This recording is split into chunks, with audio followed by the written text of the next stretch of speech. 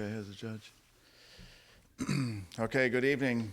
My name is Peter Zanoni, Corpus Christi City Manager, and welcome to our daily health district briefing on COVID for the County of Nueces and primarily the city of Corpus Christi. This is a joint city-county briefing, and today we're going to talk to you about update on the statistics, the update on the number of positive cases in our community.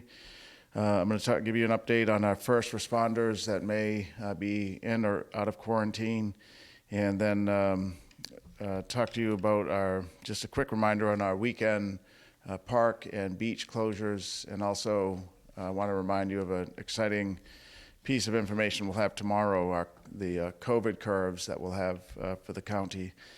Annette Rodriguez, our health director, is here. She's going to talk to you about the drive-through testing that took place today, and also talk to you about a tribute that is planned for our dedicated healthcare workers across our region. And then County Judge Barbara Canales is here, and she will speak to us a little bit more about some of the orders and closures and make sure people are clear on those and why we're doing them. So let's begin with the statistics for today. So daily at 4 o'clock, we compile the past 24 hours in terms of new cases of those that have tested positive for COVID-19. And since yesterday at 4 o'clock, we're confirming 3 additional persons tested positive for COVID-19. So that brings Nueces County total up to 72 persons that tested positive. There were 69 yesterday at this time, so with the 3 additional, we're up to 72. Still no deaths to report in Nueces County, and the number of male, female continues to be somewhat equal. There's more, 53% males that have COVID-19, 47% female. The age distribution, we're looking at age groups from 1 to 19, and then a 10-year spread all the way up to 90 plus. And it's pretty consistent across those age brackets. We have 2 in the 0 to 19 age group, 1 in the 80 to 89 age group, and then all those in between have 10 to 15 to 17 or so cases. So the point there is that this is not a virus that goes to a particular age group. You can see in our community alone, every age group has the virus. And so we want people to be mindful of that. This isn't a virus that escapes the youth, and it's not a virus that just goes to the old. So everybody needs to be aware and practice the preventative measures that we've been talking to the community about. Number of tests, we've been making some significant improvements there in terms of reporting. And so the community has been testing since January.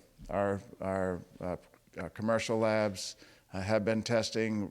More recently, our health district lab now tests. We have microbiologists that work for the city and the county and trained professionals that are testing. Part of our issue has been getting the information from the hospital districts and the private testing companies. And so we're making good progress on that. Today, we're just under 1,000 tests conducted. That's the report today. So we had a big 3-day reporting from the hospitals of about 154 tests that have been performed. So that brings our total, when you look at our public lab where we test, and then the private sector labs where they are conducting tests. So in Nueces County, 998 tests have been performed on individual samples that we've collected. Let me talk to you a little bit more about the statistics in terms of the location. So the 3 additional tests today that were positive, they're all from the city of Corpus Christi. And we've done a little more analysis on this as well. Sometimes people will list the city of Corpus Christi as their resident, but actually they're just right outside the city limits. And so we've gone back and looked at all the person's records, and we have a little bit of a refinement. So for the 72 positive cases, we have 62 in the city limits, the city of Corpus Christi, 1 in Robstown, 4 in Port Aransas. We're reporting 5 now in rural Nueces County, so that number was somewhere around 2 or 3. But as we see that difference, actually they don't live in the city. say they do, but actually they're in the rural part of the county, so 5 there, and that's a total of 72. There is the city of Corpus Christi, just as a fun fact, the city of Corpus Christi, and then 6 smaller cities in Nueces County. That includes cities like Port Aransas, Robstown, but Petronilla, Bishop, Driscoll, Agua Dulce are some of the other ones. Just a quick update on persons' disposition, and by next week, hopefully we'll have better information on persons that have transitioned out of having the virus to a recovered state. We'll start reporting on that in earnest. But in terms of those that may be hospitalized, there are 6 individuals today who are hospitalized. 3 are in critical condition, and in fact, one of the 3 had to be transported to San Antonio today to get more treatment than what we could provide here in this area. And then 3 are in the hospital also, but they're in a recovering state. So a total of 6 in the hospital. The remaining 66 are at home recovering at this point. Okay, and then yesterday at our press briefing, or I think it was actually after the press briefing, we learned that our fire chief had a fever and other symptoms that triggered us to be very cautious, and we had him tested this morning at the drive-through test, and we're happy to report, if you haven't heard already, that he tested negative. So that means he's back at duty. He had met with 10 firefighters through the course of yesterday, day before, and in the abundance of caution, we put those folks in a self-monitoring situation. With Chief Roach's negative test results, those firefighters are back at duty as well. So no additional personnel then quarantine. Let me talk to you about the last thing to talk to you about, or just a quick reminder, and I know Judge Canales will talk to us about it, but our park, the city parks, the big regional parks that we have in the city, that includes 8, and about a dozen county parks, as well as the entire Gulf Beach area of the city, county, and in fact, even Padre Island National Seashore and the Mustang Island area are closed from tomorrow, 5 o'clock, tomorrow, Friday, all the way through Sunday. So the beaches, city parks, major county parks closed to encourage people to stay home through this Easter weekend that begins tomorrow. And in addition to that, the Bay beaches as well, which includes McGee Beach and North Beach, are closed as well. And Judge Canales will talk to us more about that, but we want people to make sure they understand this, and the goal is to stay at home. That's the order from the national level to the state level to the local level.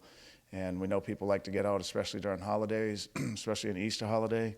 But in order to save lives and reduce the spread and break the curve and get back to normal as soon as possible, it's better to not go to the parks, not go to the beaches. Even questions about, can I walk on the beach? Can I walk in the park? The goal is to stay at home and shelter in and follow these guidelines of social distancing. So we'll talk to you more about that. And then finally, tomorrow we're going to have a special press event at 2 o'clock where we'll be showing the results of an important piece of information, which is the curve models that we had developed with the great assistance of Texas A&M University here in Corpus Christi. So we're going to be able to show you tomorrow why these issues and these orders of staying at home matter. We're going to show you curves that show what would have happened had we not placed these restrictions in order. And we'll show you how long we think, or the scientists think, the cases will continue here in the county, actually in a 12-county region, but we'll be able to see Nueces County as well.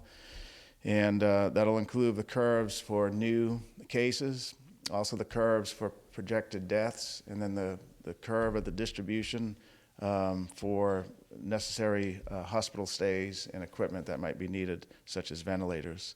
So this is very good work.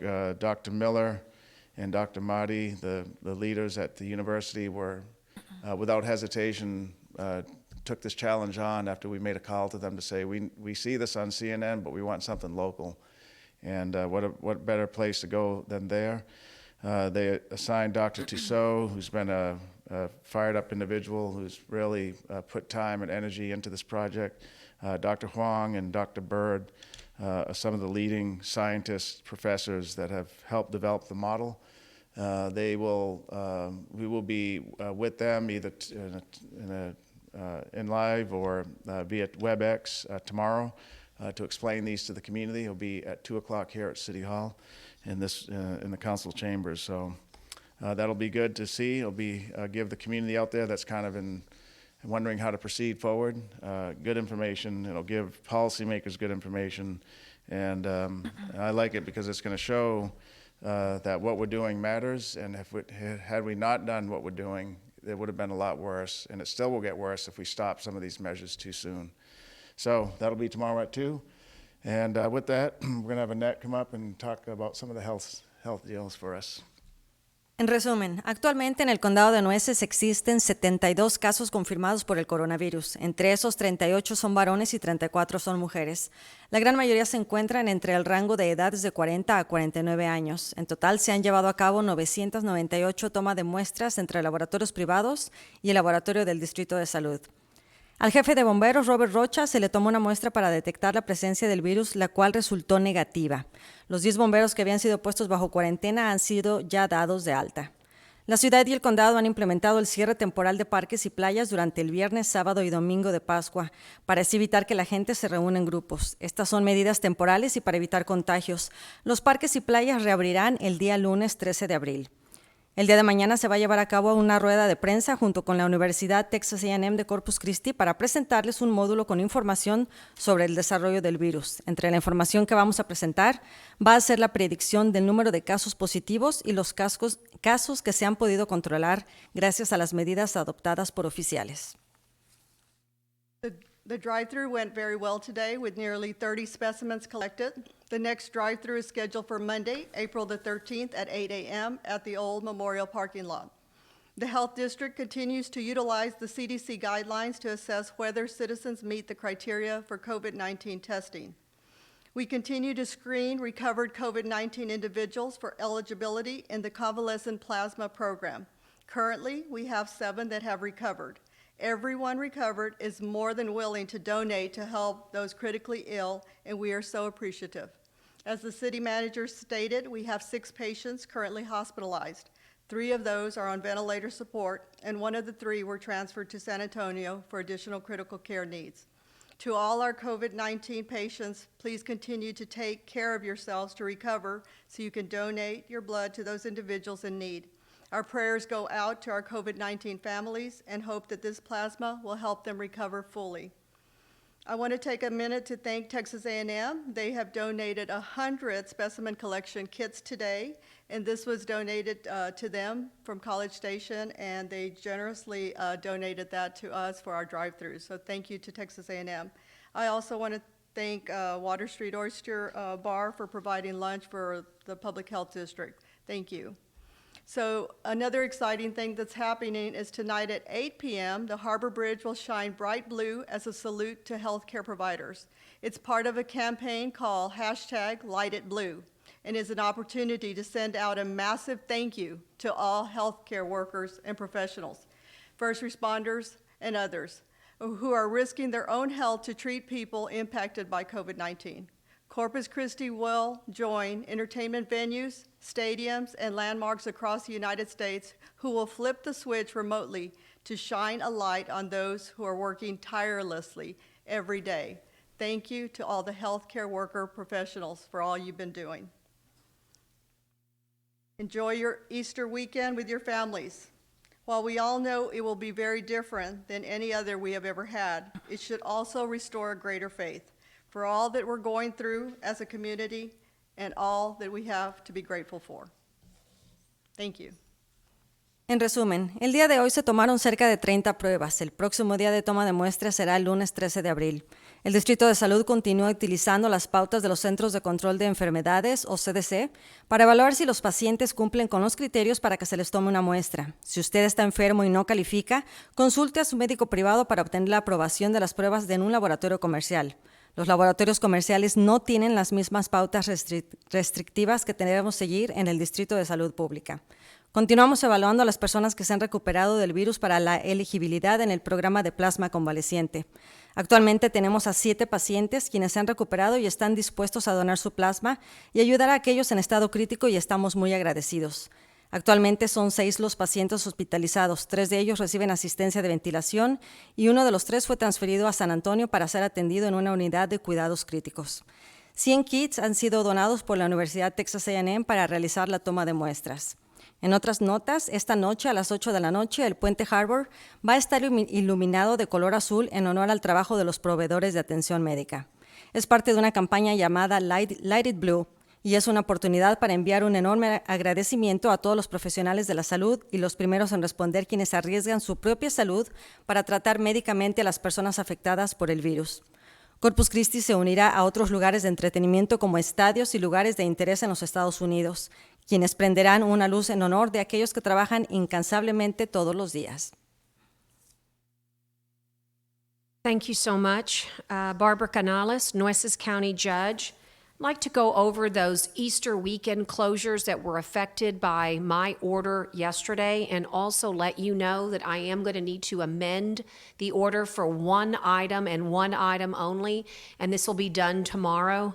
We just got clarification on golf courses from the governor's office, and it was a little difficult to make that interpretation at first by looking at the order, the GA-14. And so what I have done is I used our legislative team to help seek guidance and counseling as I was receiving so many emails regarding whether or not golf was allowed or not. In our original order here in Nueces County, we said it was okay if you could do all of the proper safety and social distancing, but as clarifications have become available, the distinction is that golf is a part of a business. A golf course is a business, and it's been deemed by the governor to be a non-essential business. And even though it's a leisure activity, and so it might look okay under our orders here in Nueces County, we don't want to conflict with the governor's interpretation. And in fact, as I said, we did receive clarification. So tomorrow I'll make a small amendment. It's an amendment that for all golfers I know will be painful, but again, we want to be consistent with our state partners. So look for me to do that tomorrow, and I'm giving you that heads up right now. So what is the big news? As our city manager articulated earlier, all county parks and beaches are closed. I think that probably the most important update today is that Padre Island National Seashore did advise by letter that they also will be closed. So our federal beach is closed, our state beach at Mustang State Park is closed, and ours will be closed for the weekend. And so I think that's very important. On Monday at sunrise, we will lift that order for beaches. I've also been contacted by many concerned citizens, and I want you to know that I appreciate each and every email. I particularly appreciate the pictures and the photos that you send when people aren't social distancing, because it makes me pick up that phone and make certain that we can create that compliance, not to be punitive or mean, but to make sure that we can keep people safe. And so if people will abide by the orders, our beautiful beaches can be restored to the people on Monday morning. But we've got to make sure that next week when that happens, that we don't repeat what I saw in photos yesterday, which was Bob Hall Pier and surrounding beach packed. No observance of the 100-foot rule, and certainly no observance of the entire social gatherings. So we've got to do a better job. And it's about us. It's about our controlling our destiny, ourselves being able to control our own behavior. So I look forward to lifting this closure on Monday morning at sunrise, but you should look forward to me monitoring it very closely. And if we're not able to be observant of the orders, we'll have to pivot and change direction. I think that's fair. That's what I call a contract I'm making with all of you. It's no different than any contract you have with somebody that you have a relationship with. And my relationship with you is that I will do everything in my power to keep the places that are important to us, that keep us healthy, both in mind and our physicality, But you have to also honor that contract by making sure that we're all practicing the social distancing that's required by the law under the orders and by common sense. And so I just want to reiterate that I'm grateful for the support of all our state and federal partners. It's very comforting to be able to say that the entire delegation calls and says, we support your orders, and that means the world to us at the county. I'd like to pivot and tell you about two important things that I participated in today that I think are of the utmost importance. First, I am a part of a group that from time to time gets invited. It's called the Intergovernmental Affairs Committee. It's many elected officials, mainly county officials, and we are asked from time to time to be able to participate in phone calls. Today, the phone call was with President Trump, Melania Trump, Vice President Pence, and Karen Pence.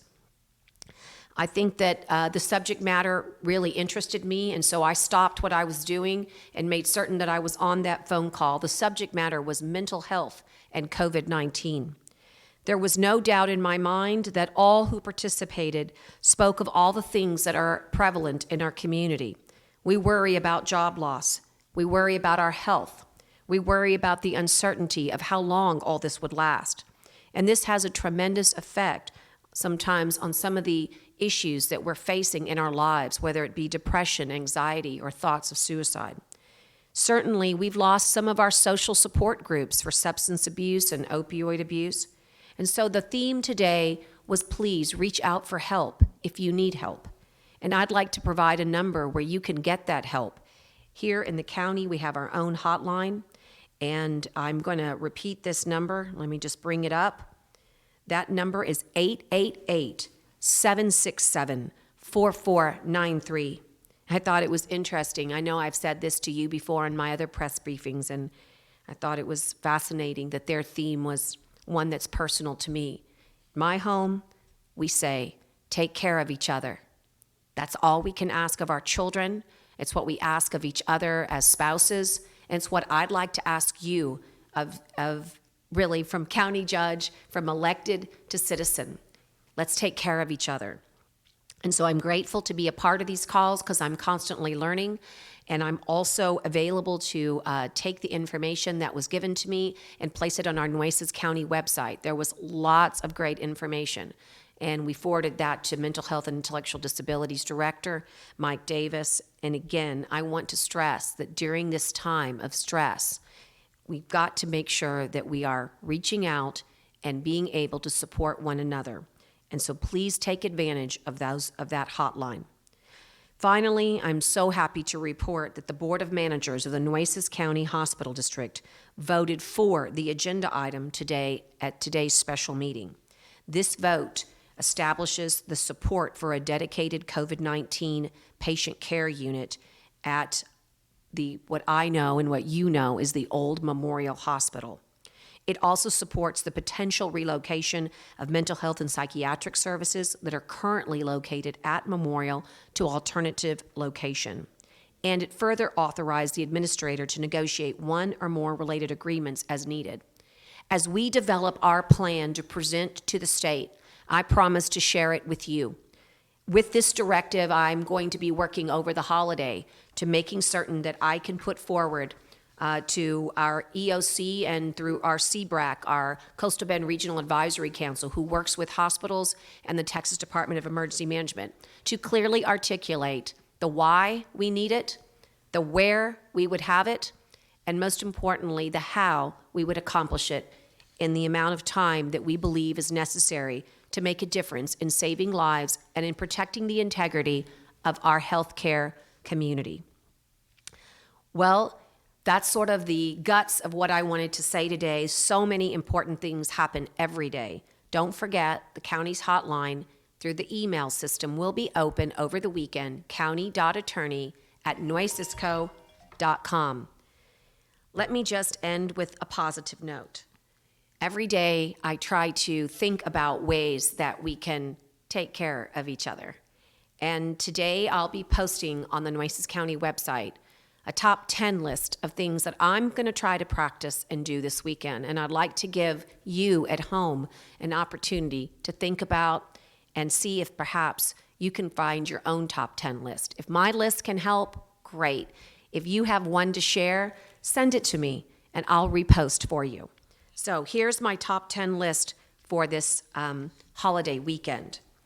And then you can do every one of these and follow the judge's orders. Number 1, actually, I think we'll go back 10 through 1, right? That's how David Letterman used to do it.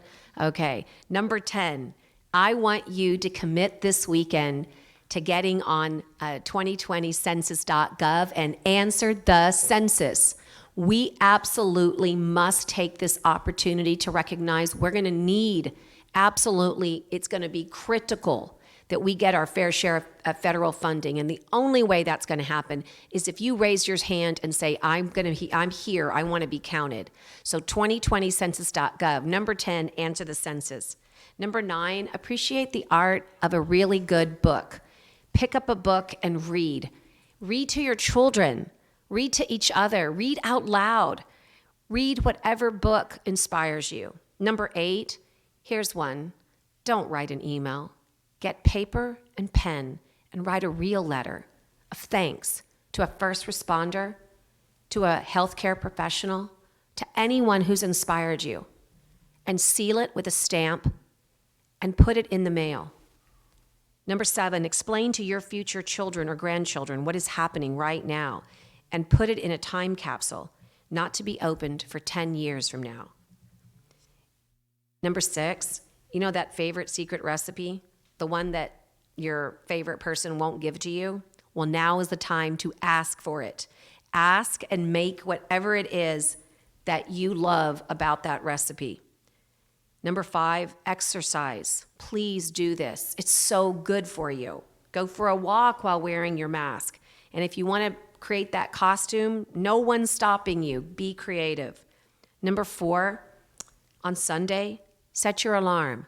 Find the sunrise time and watch the beautiful sun come up over Corpus Christi Bay. Make it your mission. Make it a plan. Number 3, music. Engage in music right now. Put a playlist together and share it with friends. I've created mine. It's on my Facebook, and I hope that you will enjoy.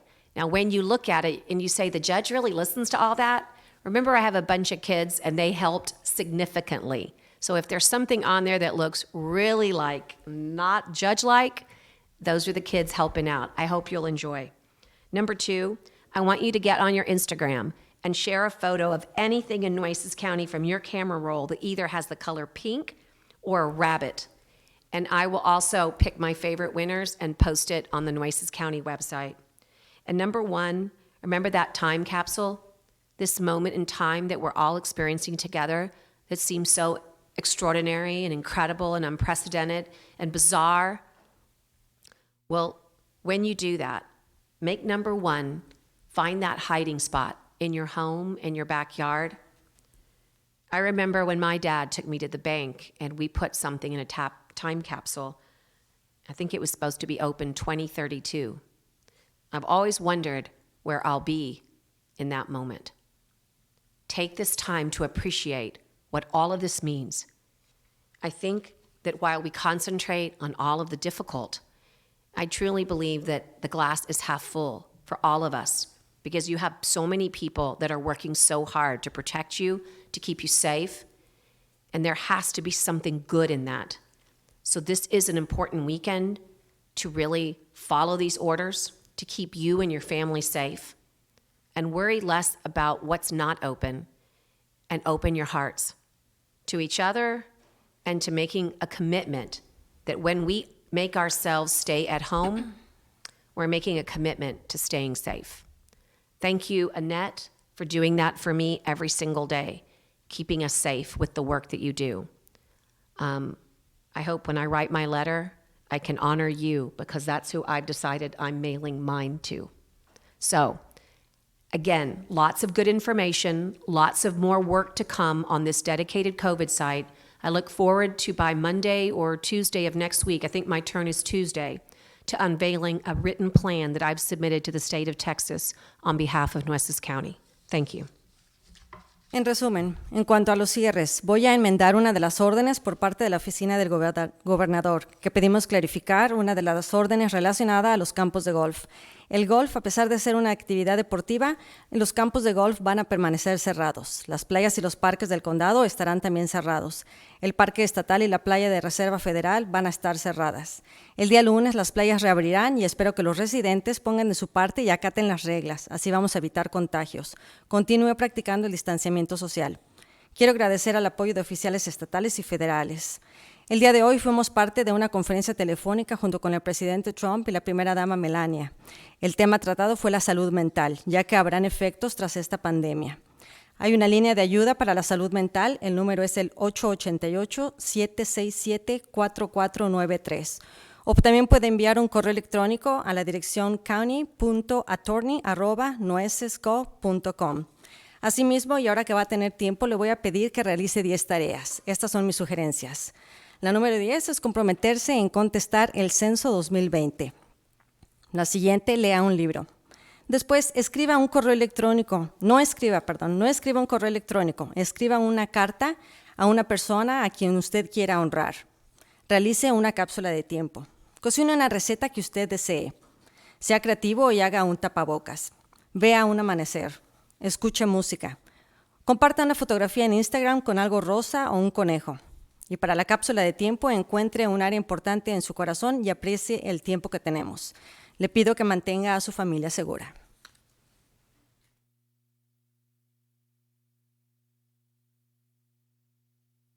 Well, I think this concludes the press briefing, and we will answer questions if you need them answered.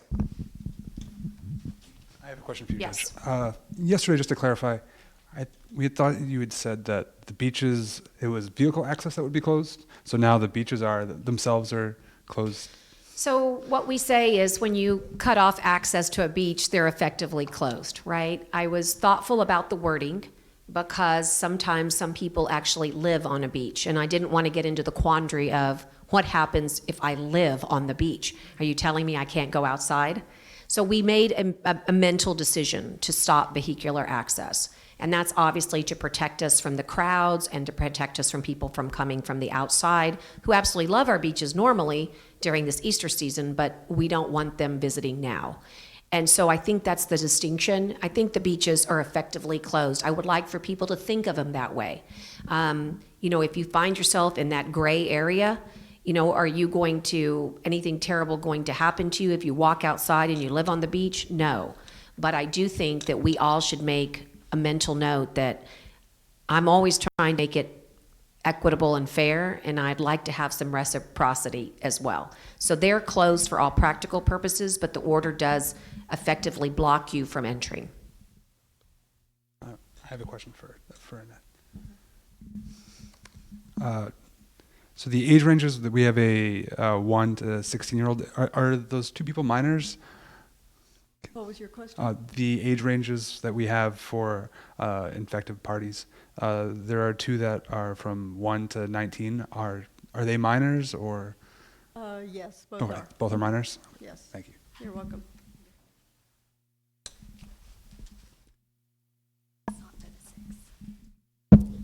Oh, sorry. Judge Canales, I have a question for you.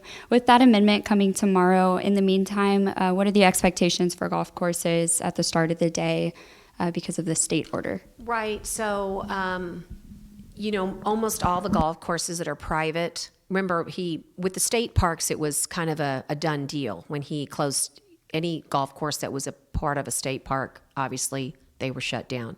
But I think that with all of the communication that we've been giving guidance today, they're going to have an expectation. I'm going to do my very best to make the order be effective in the evenings, to not be so punitive, tomorrow for people who are in transition.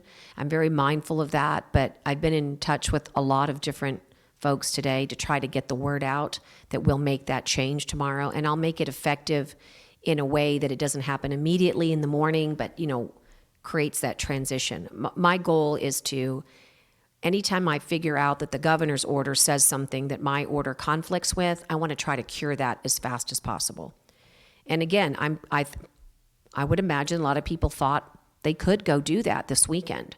And I want to make certain that we, make them change their direction so that they won't get there and be completely disappointed or have engaged in, monetary, I don't want them to lose any dollars either.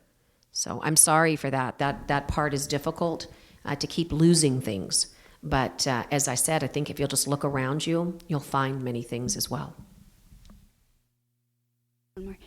When do you think the COVID-19 unit at the old Christus Bond Memorial could be open? Boy, well, I wish we had it today. I think I'll be able to better answer that question next week. What I'd like to be able to challenge us with is to do it in a 30-day time frame. That's really fast, really, really fast. But I think that we have to set a goal, and I'll know more once we get into the actual sitting down with the engineers and contractors and architect. But make no mistake, the county has been preparing for this day for a month. But from scratch. I'm starting with the good stuff, how we can implement immediately. The hospital district is very courageous and made a very good and strong and bold move today. And now they're going to have phase 2. I believe they called for a workshop. And that workshop will also begin the very difficult process of making some of those detailed arrangements. So I think we just had today the action of what is our will, and then I think that workshop, and I'm sorry I can't remember when they scheduled it, but I believe it's for early next week. That workshop will entail the detailed planning of the dedicated COVID unit. And again, I want to work with our state partners so that and our legislative delegation so that they can help me make sure that the state thinks this is a great idea like we do. And we do. And all the healthcare providers think it's a good idea too. So it's not, something that's just our thought at the county. And I've visited with the city too, and I know they can be very helpful because anything you build or construct or remodel has, permitting processes and license and inspection processes. So you'll see this to be a team effort. And again, we won't just be serving Corpus Christi. This will be to help our entire region.